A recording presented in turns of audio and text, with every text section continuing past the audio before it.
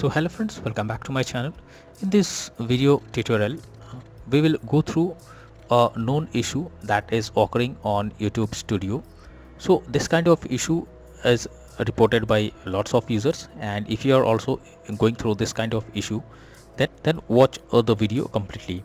Actually, many users have reported that they were coming through this kind of issue while accessing their YT Studio, either on notifications or in a message.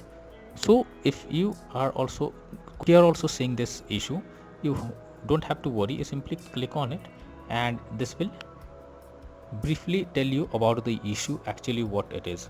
So it's saying that discrepancy between comment count and number of comments shown. Here it's saying that we are aware of the error that you are going through, and it will be resolved very soon. Actually what the issue is, while going through the video on YouTube, there are a problem where you can see a lots of comments, but actually after opening the comments, whatever the number of comments it's showing, it is not indicating. So what you need to do is, you don't have to worry about it.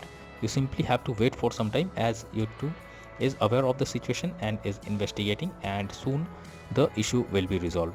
You can do is simply you have to click on I have the same question over here, and then wait patiently. The issue will be resolved soon. So that's all for now in this video. Thank you.